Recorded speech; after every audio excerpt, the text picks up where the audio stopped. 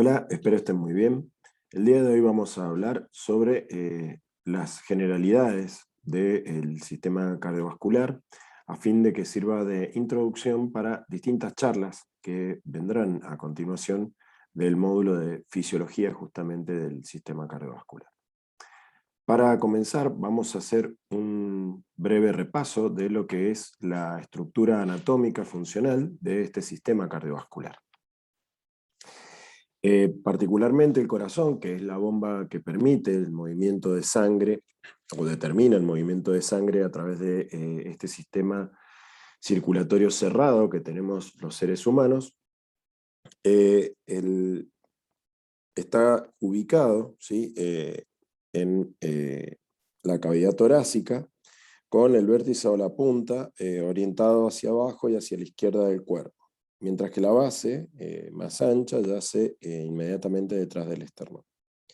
El corazón puede ser considerado como un cono invertido, donde la punta del corazón se ubica justamente entre cuarto y quinto espacio intercostal en la línea hemiclavicular izquierda, y esta punta del corazón, en realidad, que representaría lo denominado choque de la punta, que ya verán en semiología, está representado principalmente por la pared del ventrículo izquierdo. Este cono está apoyado sobre el diafragma, ¿sí?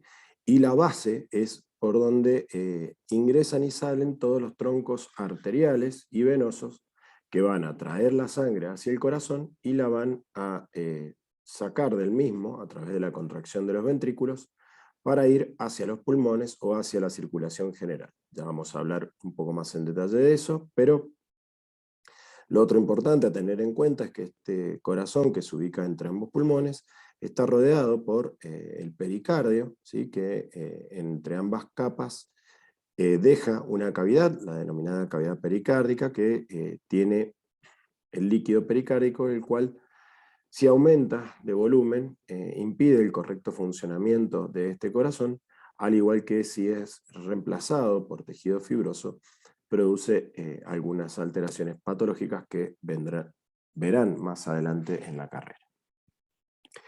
En cuanto al sistema cardiovascular, es importante tener en cuenta que tiene un importante aporte al funcionamiento del resto de los tejidos, ya que va a ser el que principalmente lleve oxígeno y nutrientes. Entonces es indispensable para la supervivencia de cualquier tejido, aunque podríamos especificar algunas funciones más importantes dividiéndolo por aparatos y sistemas, como se encuentra en esta gráfica.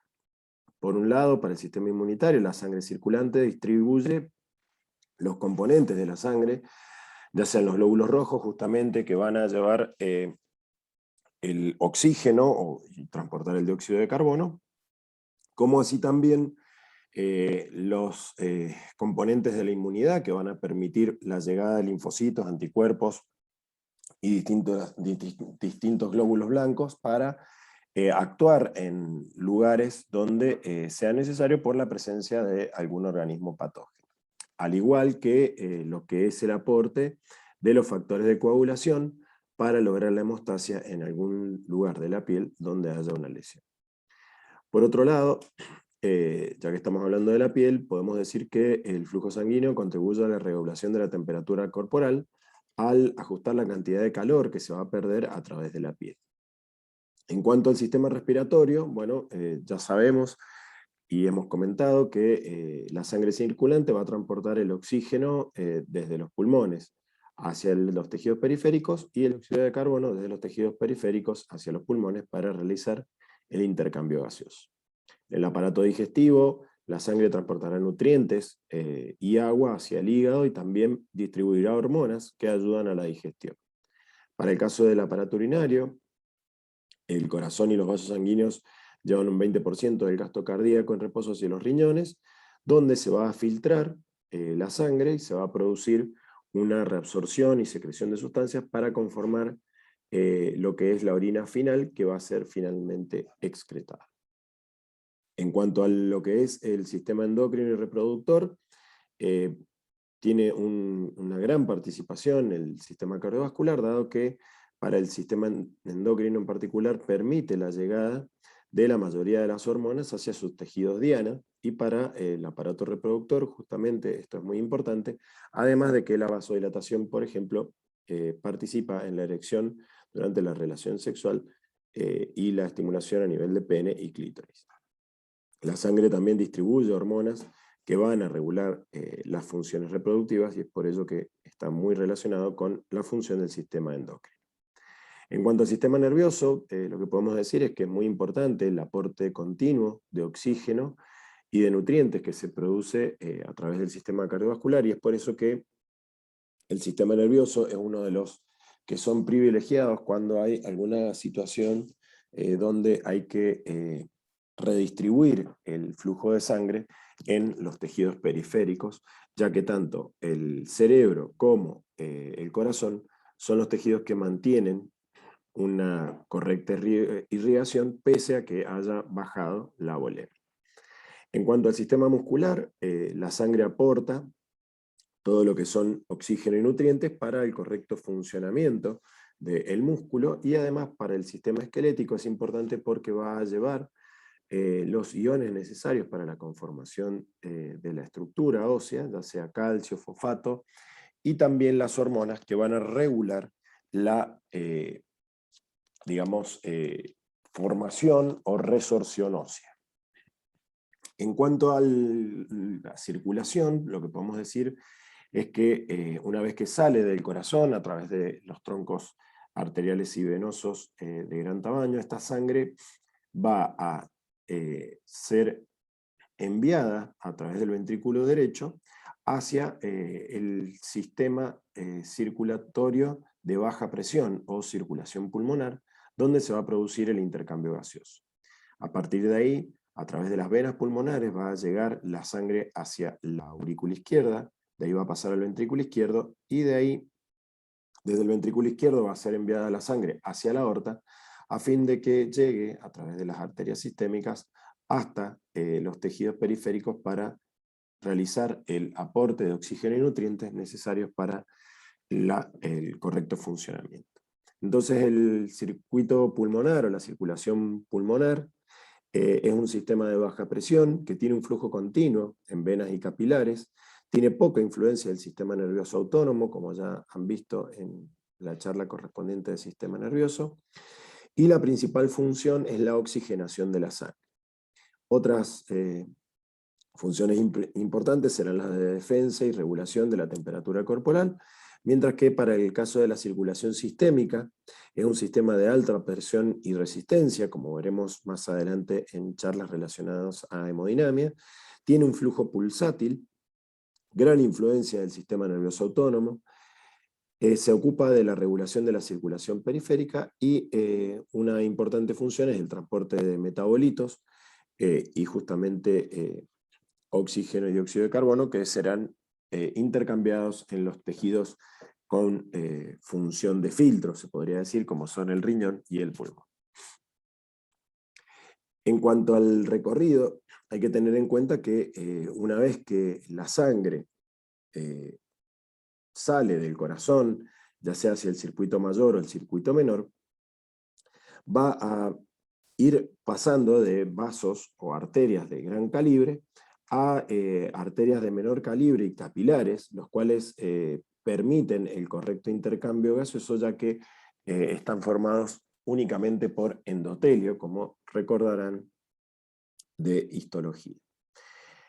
Una vez que se produce el aporte en los tejidos periféricos, estos capilares se transforman en vénulas, luego en venas, que van aumentando de tamaño hasta conformar lo que son las venas cavas superiores e inferiores, que van a llegar a la aurícula derecha, y de esa manera aportar o llevar la sangre desoxigenada hacia el ventrículo derecho y nuevamente a los pulmones para producir el intercambio gaseoso.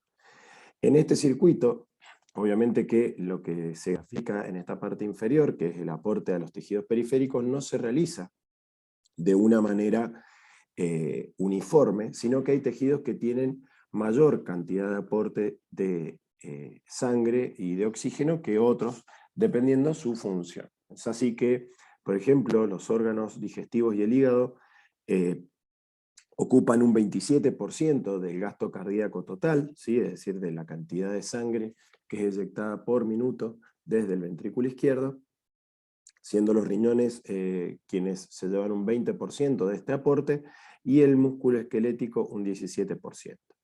Sin embargo, aunque el cerebro y por ejemplo el corazón no son tejidos que reciban el mayor afluente de sangre, son los que ante distintas situaciones, como podría ser el ejercicio, prima el conservar el volumen de sangre, aunque sea un aporte más bajo. Y esto es porque son tejidos fundamentales para la vida. Es decir que, por ejemplo, ante una situación de ejercicio físico, observan aquí que el cerebro suele aumentar el aporte de oxígeno, ¿sí? Al igual que el corazón, más que todo también porque el corazón va a aumentar su trabajo y va a requerir mayor aporte de oxígeno. Recordemos que los cardiomiocitos son las células que efectivamente mejor consumen el oxígeno que reciben a partir de la sangre, y esto es porque trabajan mucho, ¿sí?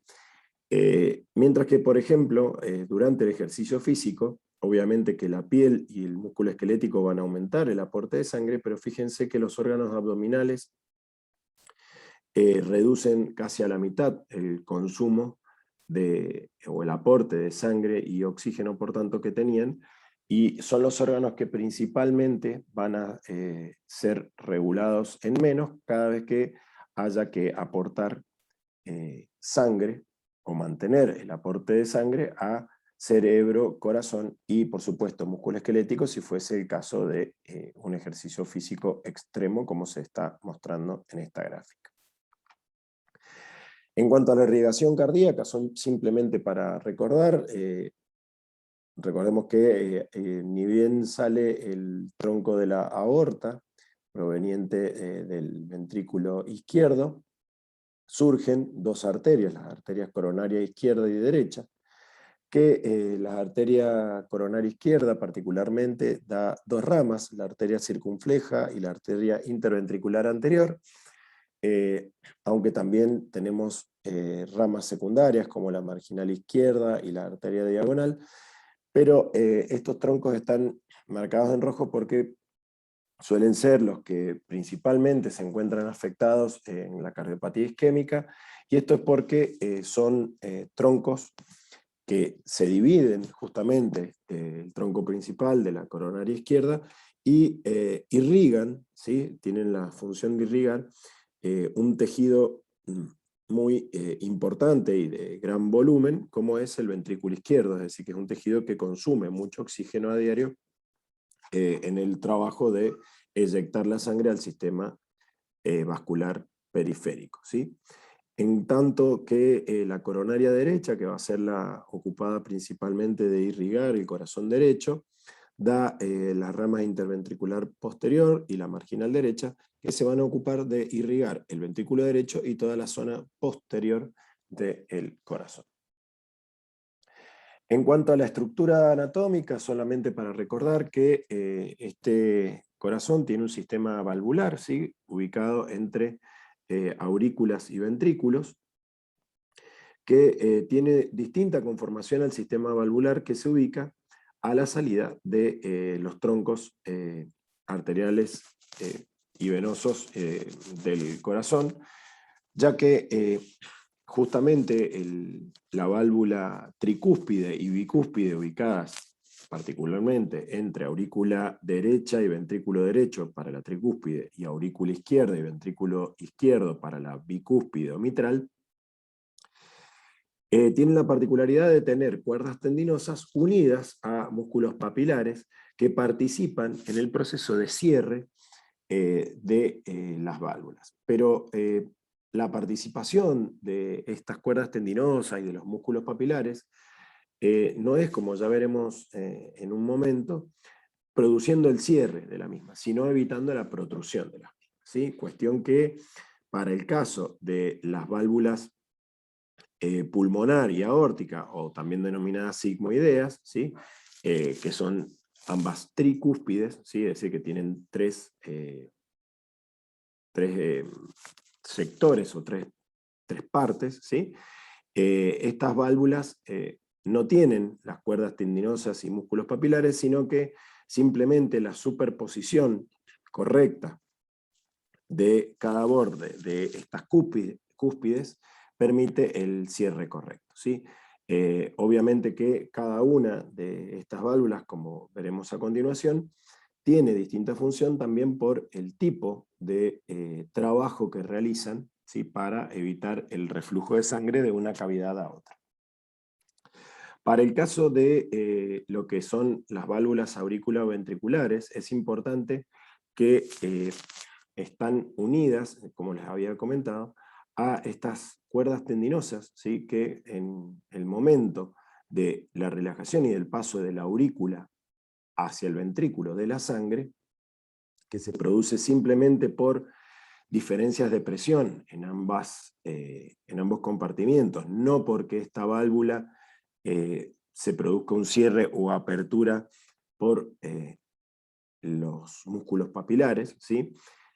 Se produce entonces el paso de sangre desde la aurícula al ventrículo, y una vez que el ventrículo se ha llenado y la presión supera en el ventrículo a la de la aurícula, las válvulas se cierran.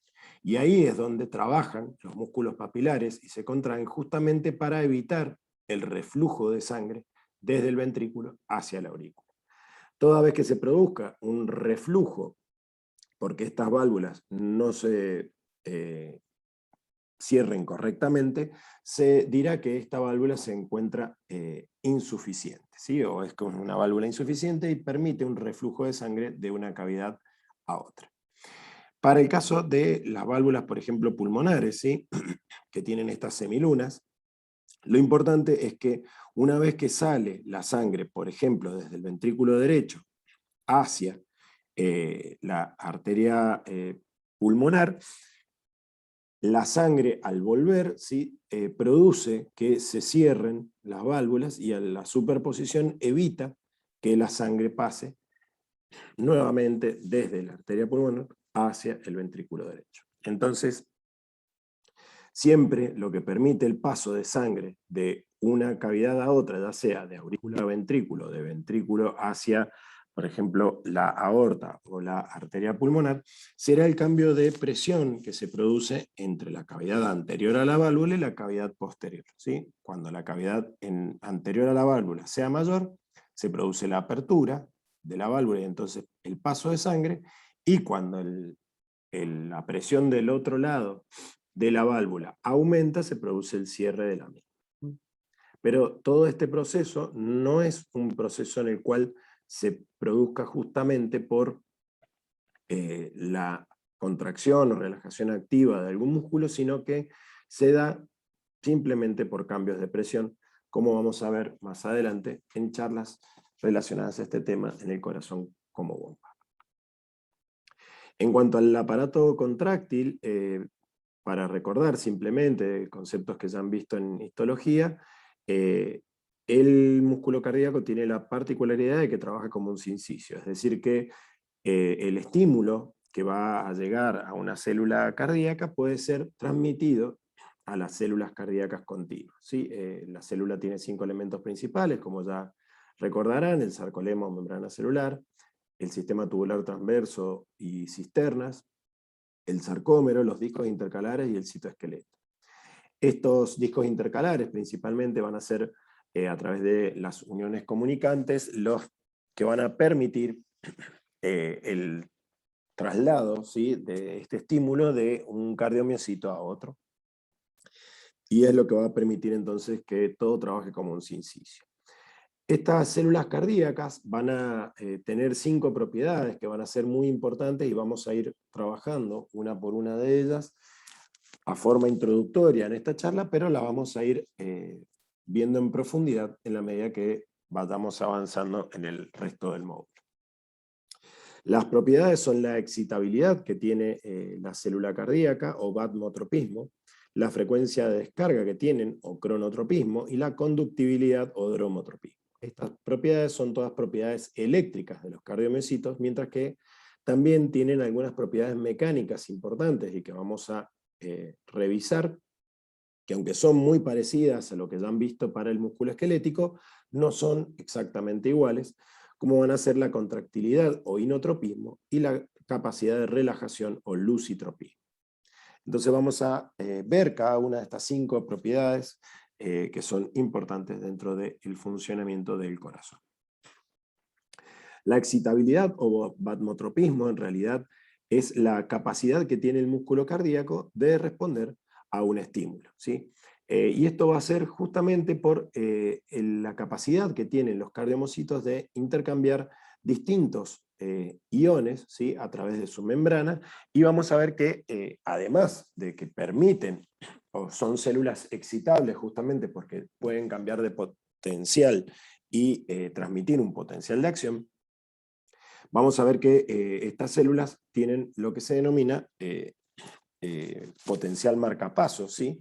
Y esto es lo que va a permitir que el corazón pueda trabajar sin influencia del sistema nervioso. ¿Cómo son los cambios iónicos que se producen en los cardiomiocitos? Bueno, como ya sabemos, el potencial interno de una célula miocárdica es negativo, es decir, que tienen carga negativa en su interior, y esto es justamente por las diferencias que se establecen en las células cuando se encuentran en reposo, principalmente por la función de la sodio-potasio ATPasa como cualquier otra célula. Esto va a determinar entonces un potencial negativo en el interior y un potencial positivo en el exterior.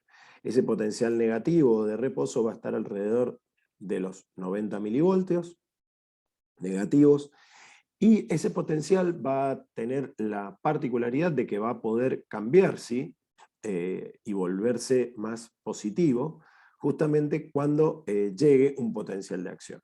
Y ahí vamos a ver que tenemos 2 tipos de respuestas, dependiendo el tipo de potencial, si es de respuesta rápida o de respuesta lenta. Pero en ambos lo importante es que va a estar determinado el cambio de potencial justamente cuando se produzca una modificación de la cantidad de cargas positivas y negativas que tenemos en el interior celular, ¿sí? Hay que recordar que cada uno de estos iones tienen un potencial de equilibrio determinado por la ecuación de Nernst, que vamos a ver también más adelante en profundidad en otra charla, pero sí tener en cuenta que cada una tiene un potencial de equilibrio y reposo, ¿sí?, distinto para cada uno de los iones, es decir, que toda vez que se produzca un ajuste o un cambio en el potencial, se va a producir un movimiento de cargas a favor o en contra de justamente este cambio eléctrico que se va a generar en el interior celular. Para recordar únicamente que los canales de sodio, que van a ser los que van a participar principalmente en la generación y transmisión del potencial de acción cardíaco a lo largo de todas las células musculares y también en las células de Purkinje, tienen 2 compuertas, ¿sí?, en las cuales cuando se encuentran abiertas, tanto la M como la H, permiten el ingreso de cargas y va a ser el determinante de la fase de despolarización, es decir, que va a producir un cambio, ¿sí?, llevando a más positivo el interior celular.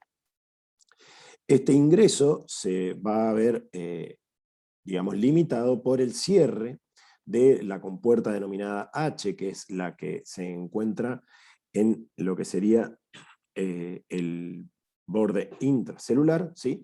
Y entonces, una vez que se cierra esta compuerta H, este canal pasa a estar inactivo. ¿Cuándo se va a reactivar este canal? Cuando justamente la compuerta H vuelva a abrirse, cosa que ocurre luego de que se cierra la compuerta M, que es la que se encuentra en el borde extracelular. Y fíjense cómo hemos ido cambiando dentro de esta montañita, digamos, que representa la fase de despolarización de una célula miocárdica. Hemos ido pasando desde el ingreso del sodio que produce la despolarización al cierre y la inactivación, y por tanto empieza a volverse más negativo el potencial, hasta llegar a la fase final o casi de reposo, donde se empiezan a recuperar estos canales. Esta recuperación de canales va a determinar distintas fases donde puede o no producirse un nuevo potencial de acción que actúe sobre esta misma célula. Si nosotros sabemos que el canal de sodio va a ser el principal responsable de la despolarización, el canal de sodio será quien tenga que estar activo para producir una nueva despolarización. Es por ello que si el canal se encuentra con la compuerta H cerrada, este canal de esta célula en particular, diremos que se encuentra en una fase de periodo refractario absoluto. Es decir, que en este periodo refractario absoluto no habrá potencial que pueda producir una nueva despolarización en la célula cardíaca que estamos hablando, que este sería un cardiomiocito general, no una célula con automatismo. En cambio, en la fase donde ya se abrió el canal H y la compuerta M aún continúa cerrada, diremos que estamos en una fase de periodo refractario relativo, en el cual si llegase en ese momento un nuevo potencial de acción y que inclusive fuese mayor, o un estímulo mayor que el anterior, este canal podría abrir la compuerta M y responder al nuevo potencial de acción. Es por ello que en esta fase se dice que se encuentra en periodo refractario relativo, donde un estímulo mayor al normal puede generar un nuevo potencial de acción. Luego, obviamente, cuando ya nos encontremos con ambas compuertas abiertas, en la fase de reposo, un cambio de potencial generará la entrada de sodio. Y ahí un nuevo potencial de acción. Todos estos cambios iónicos que hemos ido hablando o introduciendo, los veremos en mayor profundidad en otras charlas. Así, entonces, el potencial de una célula que no tiene automatismo, de una célula no marcapaso, ¿sí? Que serían las células del músculo cardíaco en general y de las células de Purkinje, tienen la particularidad de que entonces tiene una fase 0 de despolarización, donde el sodio tiende a entrar en la célula, luego una pequeña fase 1, donde se repolariza la célula, y en esta primera fase de repolarización actúan los canales de corriente transitoria hacia afuera, ¿sí? Denominados ITO, en los cuales estos canales de potasio lo que hacen es justamente bajar nuevamente el potencial, acercándolo hacia lo que es el potencial de reposo.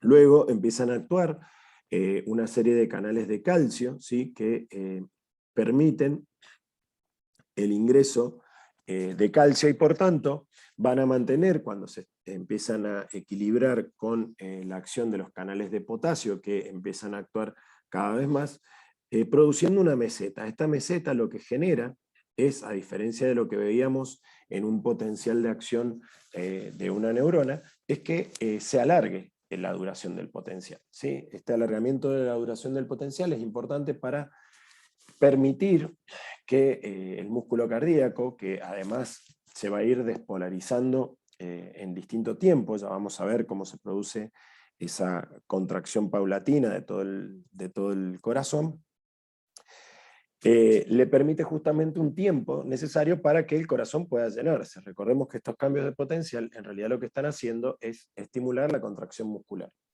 Y el corazón requiere estar relajado para llenarse de sangre. Entonces es importante que este potencial de acción no ocurra tan rápido como podría ser en una neurona. Luego de esta fase 2 vendrá una fase 3 donde actúan otros canales de potasio que lo que hacen es producir justamente una repolarización. Estos canales de potasio son de corriente repolarizadora rápida y lenta, justamente, que son los KR y KS, ¿sí? Graficados en este punto. Y justamente esta corriente rectificadora lo que hace es llevar el potencial hacia la fase 4, que es la fase de reposo, que se mantiene equilibrada por la acción de los canales rectificadores de entrada que equilibran justamente el funcionamiento del cardiomiocito con lo que genera la bomba sodio-potasio ATPase. Entonces, aquí hemos explicado muy rápidamente, ya lo veremos más en detalle, cómo se producen los distintos intercambios iónicos y también cuáles son justamente los cambios de potencial que van a generar. En cuanto a la frecuencia de descarga o cronotropismo, que es otra de las 5 propiedades del corazón, podemos decir que es la propiedad que tiene el músculo cardíaco de generar impulsos capaces de activar el tejido y producir una contracción. Entonces, este cronotropismo va a estar limitado o va a estar determinado, como ya hemos ido hablando, de si la célula tiene o no automatismo.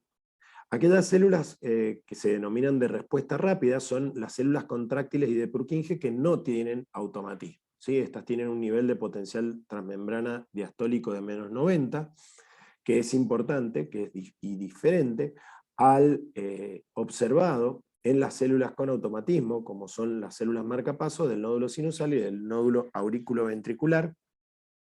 También las células de Purkinje tienen automatismo, pero son de las fibras de Purkinje, perdón, tiene automatismo, pero son de respuesta mucho más lenta.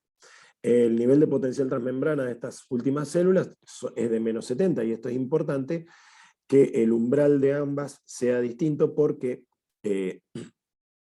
esto va a permitir que la célula marcapaso se despolariza automáticamente de manera más rápida, ¿sí?, que lo que se despolariza cualquier célula contráctil del corazón. En cuanto al nivel del potencial umbral, va a ser de menos 70, ¿sí?, para la célula de respuesta rápida, como decía recién, y el umbral para una de respuesta lenta va a ser de menos 55.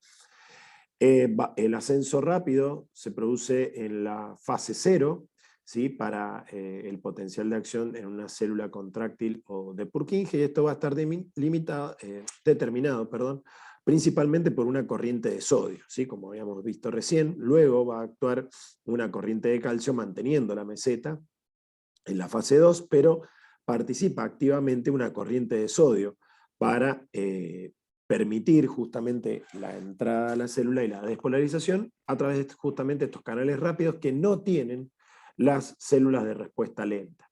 ¿Y cómo se produce entonces la despolarización? Porque estas células de respuesta lenta tienen una fase 4 inestable, que se llama. Esta fase 4 inestable está determinada por la participación de unos canales denominados Fanny, ¿sí?, que permiten una corriente F denominada, en la cual vamos a tener una corriente saliente de potasio y también una corriente entrante de sodio. ¿Hasta cuándo? Hasta que se alcance el potencial que activa a canales de calcio que van a determinar la aparición de la fase 0, como se observa en este lugar, ¿sí? Luego de esta fase 0 va a venir una fase de repolarización y una pequeña, para volver nuevamente a este reposo inestable, determinada justamente por una corriente de potasio, como ocurre en la fase 3 de las células de respuesta rápida. Entonces fíjense las diferencias que tenemos, donde tenemos fase 0, 1, 2, 3 y 4 en una célula de respuesta rápida, como puede ser una célula contráctil, mientras que en las células nodales vamos a tener una fase 4 inestable, una fase 0 y una fase 3, ¿sí?, para nuevamente comenzar con una fase inestable o fase 4 para producir un nuevo potencial de acción. Entonces, fíjense que dentro de este cronotropismo van a haber algunas diferencias establecidas por justamente las características de tener una fase inestable, que automáticamente todo el tiempo está produciendo potenciales de acción que van a generar justamente la transmisión, ¿sí?, hacia todo el resto del sistema a través de los cardiomiocitos. Esta digamos, autonomía que tienen las células nodales está influenciada por el sistema nervioso autónomo, ¿sí? Es decir, el sistema nervioso no controla o no produce que el corazón genere el potencial de acción, sino que lo que va a regular es la frecuencia con la que van a producirse estos potenciales. Y esto se genera gracias a que la noradrenalina, actuando sobre receptores beta 1, produce la apertura de canales de sodio, ¿sí? La unión del AMP cíclico generado por la acción de la adenilato ciclasa, al estimularse este receptor beta 1, produce que el canal quede abierto por más tiempo, entonces aumenta el flujo de sodio. Y recordemos que el sodio era el que producía la despolarización en la fase rápida, en la fase 0, de las células cuando justamente iban tratando de llegar a alcanzar el umbral. Perdón, dije fase 0 y durante la fase 0 principalmente actúa el calcio. Aquí va a ser la fase 4 inestable, donde tiene una principal preponderancia este ingreso de sodio, ya que estamos hablando de células nodales. Para el caso de la acetilcolina, lo que hace es, a través de una doble influencia, producir una menor frecuencia de despolarización espontánea. Esta menor frecuencia de despolarización espontánea es porque la acetilcolina, al unirse al receptor muscarínico, produce una apertura del canal de potasio que aumenta la salida del catión, lo que hiperpolariza la membrana celular. Entonces le cuesta más llegar al alcanzar el umbral para producir el potencial de acción y por tanto alarga, ¿sí? Lo que sería la fase 4 inestable. Además, disminuye la producción de AMP cíclico, lo cual acelera el cierre de los canales de sodio tipo F, reduciendo el influjo de sodio que, recordemos, era el que estaba participando justamente en esta corriente F o FANI para llegar a alcanzar el umbral y estimular la apertura de canales de calcio. Ya vamos a ver la importancia de este pequeño ingreso de calcio, ¿sí? Para producir la contracción que se produce en realidad en todas las células miocárdica. Por otro lado, la temperatura corporal también regula la frecuencia cardíaca con principalmente la estimulación de la frecuencia cardíaca por cada aumento o grado de aumento de temperatura. Se calcula que hay aumento de unos 10 latidos por minuto por cada grado de temperatura corporal que se incrementa en nuestro cuerpo. Así entonces vamos a tener, de acuerdo a lo que hemos hablado, distintas formas, ¿sí? De producir cambios, ya sea a nivel adrenérgico o a nivel colinérgico, ¿sí? Uno puede ser cambiando la velocidad de despolarización, ¿sí?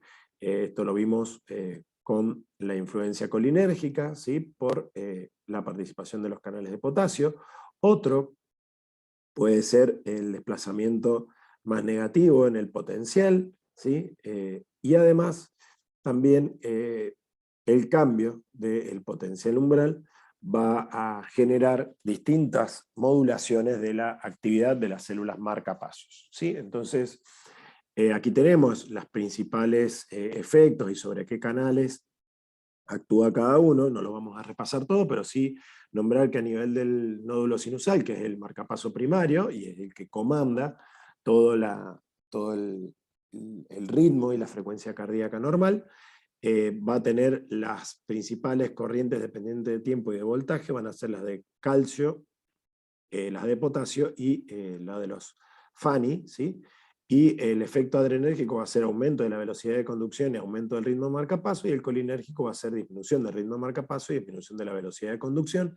Pero fíjense, por ejemplo, que sobre las células musculares también hay un efecto adrenérgico y colinérgico, ¿sí? Principalmente adrenérgico, a nivel de lo que sería aumentando la fuerza de contracción por influenciar el estímulo sobre los canales que movilizan cargas positivas, como puede ser el sodio y el calcio principalmente. Esto lo vamos a ver más adelante, pero esto sería un efecto inotrópico positivo del sistema nervioso simpático. Muy bien. A continuación lo que vamos a hablar es del dromotropismo o la conductibilidad que hay a través de todo este sistema de conducción del corazón, que parte, como ya habíamos revisado, desde el nódulo sinusal, llegando hasta el aurículo ventricular y de ahí a las fibras de His-Purkinje.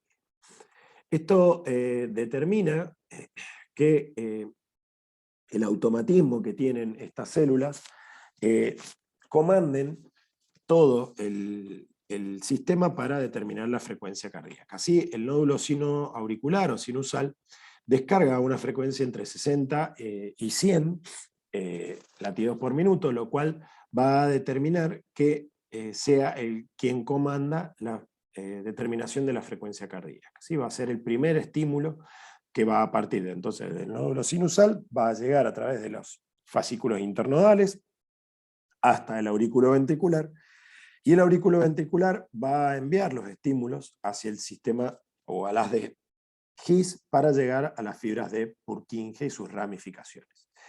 Todo este sistema tiene autonomía. El tema es que hay alguna frecuencia que es incompatible con la vida. Es decir, si falla el nódulo sinusal, el nódulo auriculoventricular puede tomar el comando manteniendo una frecuencia cardíaca entre 40 y 60 latidos por minuto, el cual sería suficiente al menos para situaciones de reposo, ¿sí?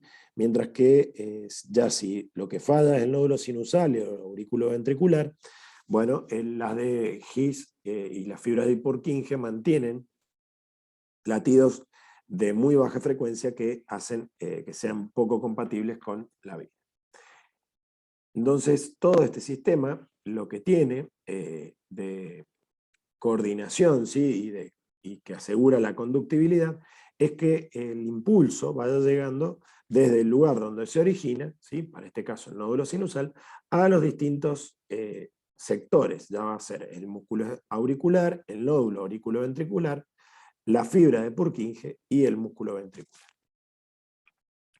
Así entonces, la conducción del potencial de acción se producirá por, como vimos recién, en un miocito común y corriente por el ingreso de sodio. Este ingreso de sodio producirá un cambio de potencial dentro de este cardiomiocito, que lo que hará será llegar a través de las uniones comunicantes, ¿sí? O las uniones GAP, a el miocito que está contiguo a él, ¿sí?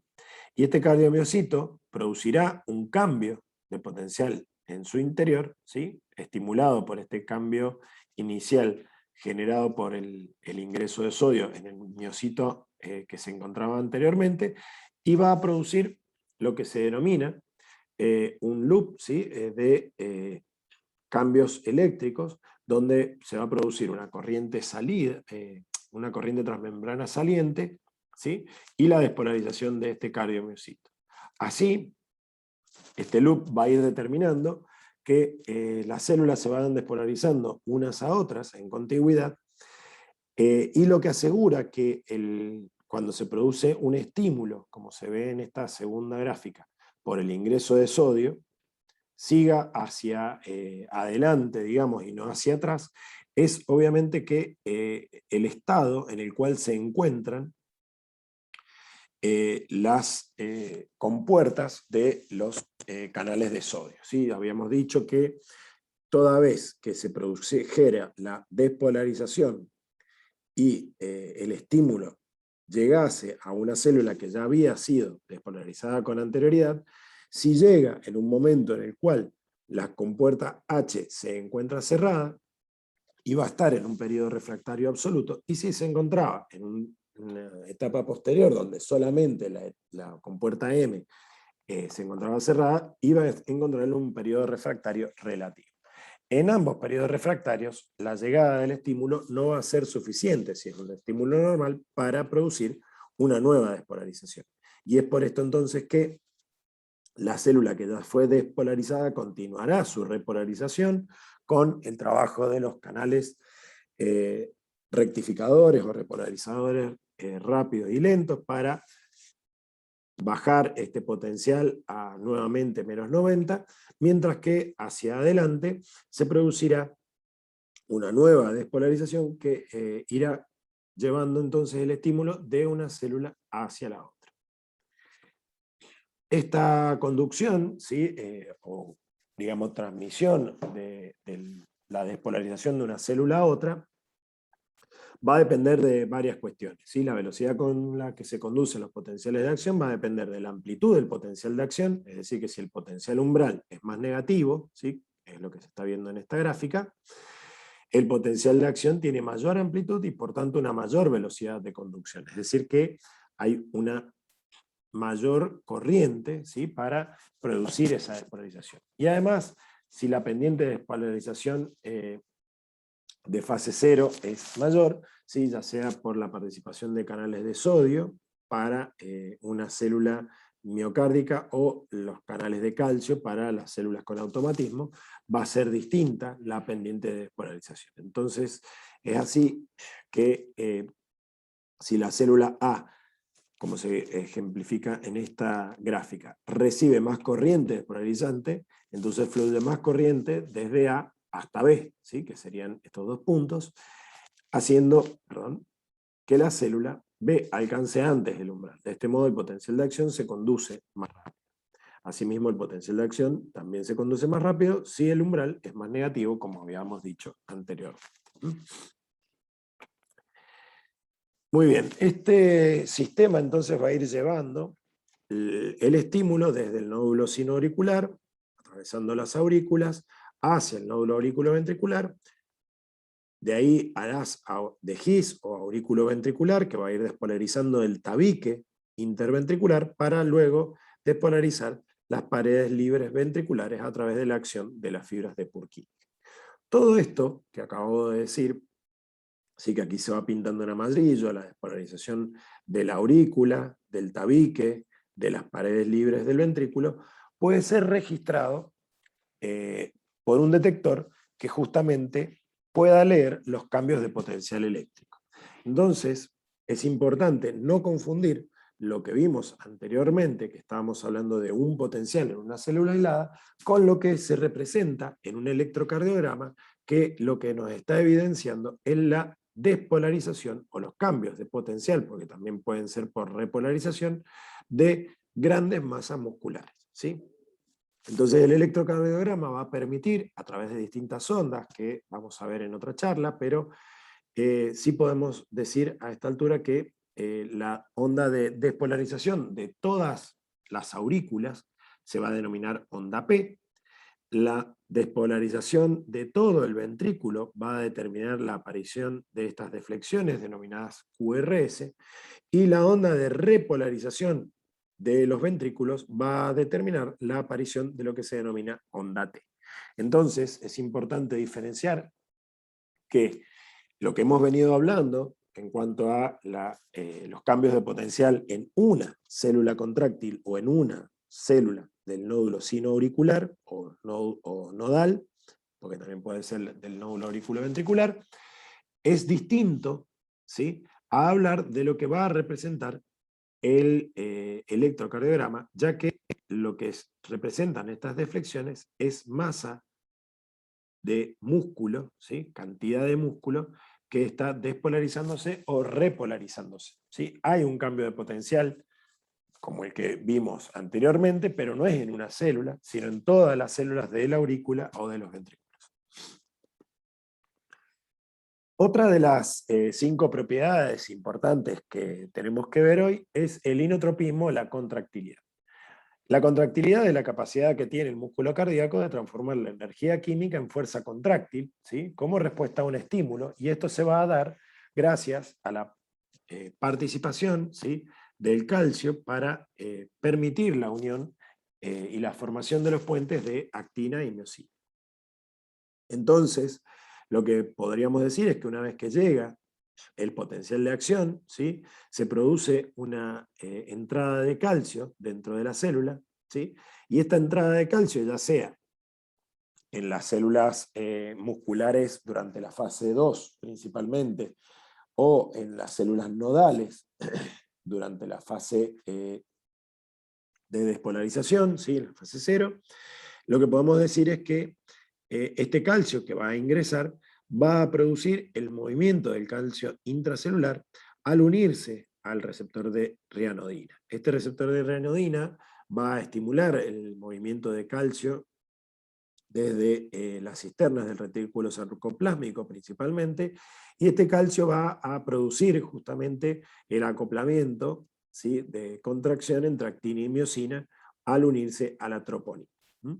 Esto entonces va a ser lo que va a determinar justamente el mecanismo de contracción, y todo estímulo que trabaje aumentando la disponibilidad de calcio o produciendo un mejor acoplamiento entre los puentes de actina y miosina, producirá un efecto que vamos a denominar como efecto inotrópico positivo o efecto de contractilidad positiva, ¿sí?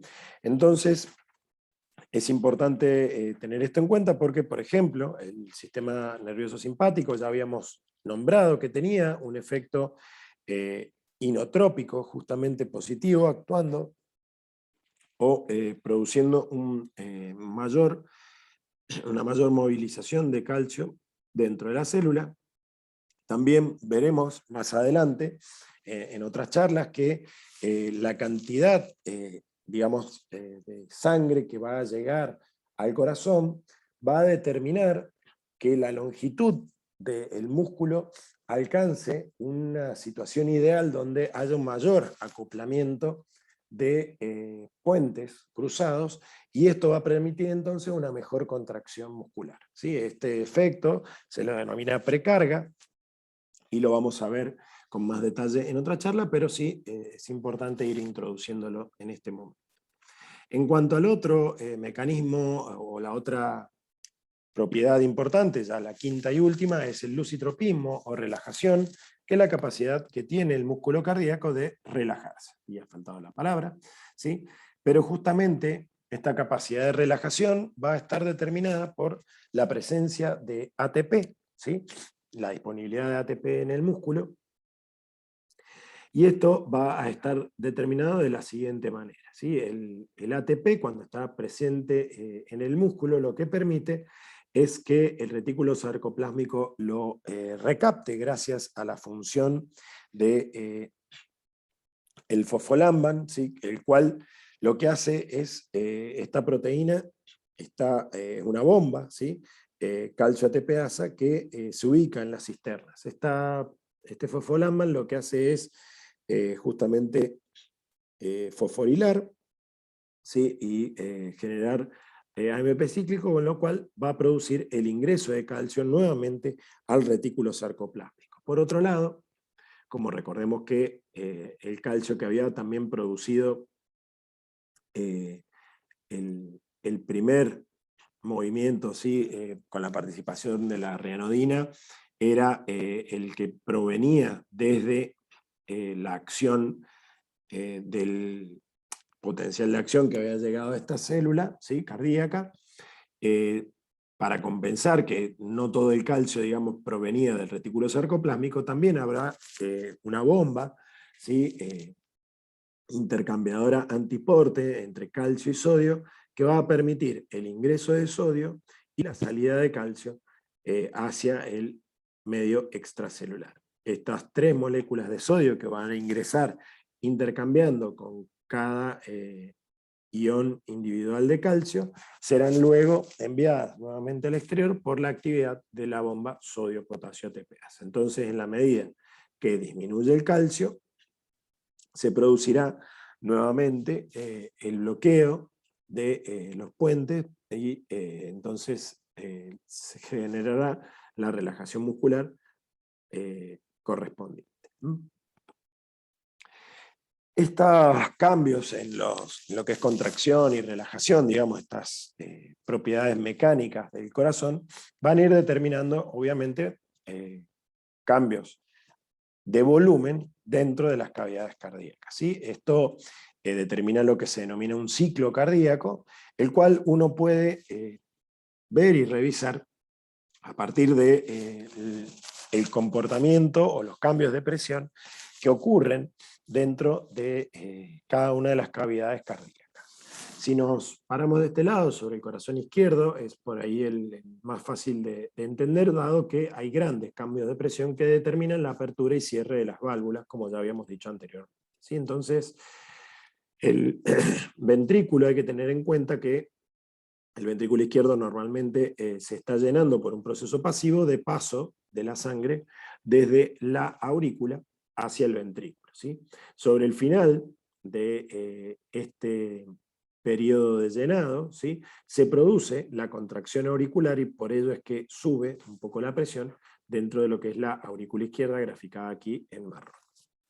Entonces, aquí se termina de producir el llenado del ventrículo y a partir de ese momento empieza la contracción isovolumétrica. ¿Por qué se llama contracción isovolumétrica? Porque el ventrículo empieza a contraerse para llevar la presión desde lo que fue el cierre de la válvula mitral hasta la apertura de la válvula aórtica o sigmoide. Esta apertura entonces se va a producir a una presión mucho mayor, ¿sí? Al abrirse la válvula se va a llenar de sangre rápidamente la aorta, ¿sí?, por lo cual va a subir mucho su presión y en un principio, dada la contracción, el ventrículo va a seguir aumentando de presión y luego va a bajar dada la salida de sangre. Esa salida de sangre va a producir entonces que baje la presión nuevamente en el ventrículo y en este punto se va a producir el cierre de la válvula aórtica. Al cerrarse la válvula aórtica, el corazón, o el ventrículo en este caso, va a seguir relajándose de manera isovolumétrica, es decir, con ambas válvulas cerradas, tanto la sigmoidea como la mitral, para luego abrirse nuevamente cuando alcance la diferencia de presión sea a favor de la aurícula, para con la apertura de la mitral volver a llenar el ventrículo y así volver a comenzar el ciclo. Como puede verse esta gráfica, a comparación de esta que es el corazón derecho, la diferencia fundamental es en los tiempos, ¿sí?, de llenado y de vaciado principalmente, ¿sí?, de contracción y relajación isovolumétrica, determinado justamente porque es un sistema de baja presión. Entonces no hace falta que haya una contracción tan grande o una relajación tan grande de los ventrículos para producir la salida de sangre hacia las arterias pulmonares y también para pasar sangre desde la aurícula derecha hacia el ventrículo derecho. Esto también obviamente va a determinar la conformación anatómica que tiene cada uno de los ventrículos, siendo la pared del ventrículo izquierdo mucho más gruesa que la pared del ventrículo derecho, justamente porque la cantidad de músculo necesaria para trabajo mecánico es mucho menor en el ventrículo derecho por ser un sistema de baja presión, ¿sí?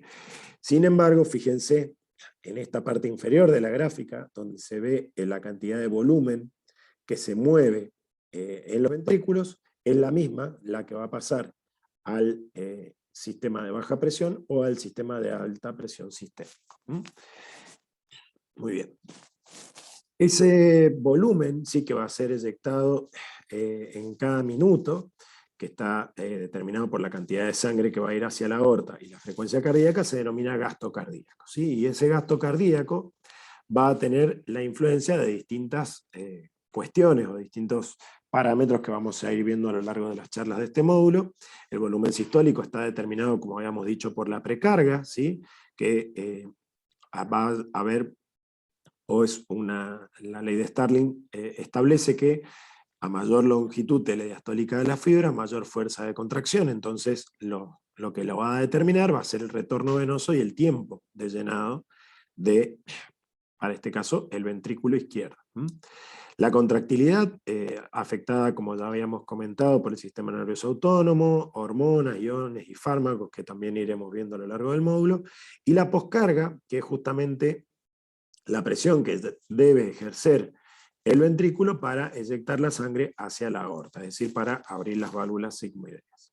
Por otro lado, la frecuencia cardíaca va a estar afectada también por el sistema nervioso autónomo, hormonas, iones y distintas características fisiológicas normales. También tenemos que tener en cuenta que sobre el final de este módulo veremos cómo se regula la presión arterial. ¿Sí?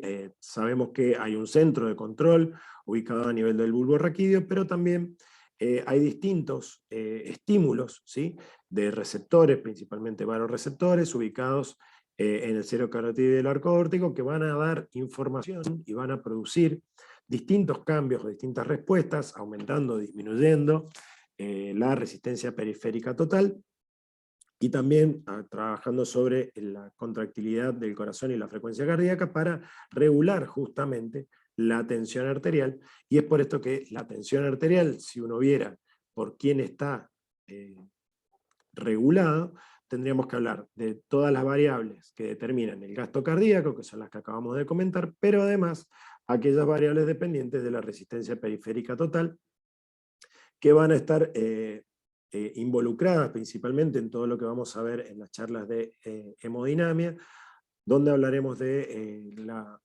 características del radio de distintos vasos sanguíneos, ¿sí?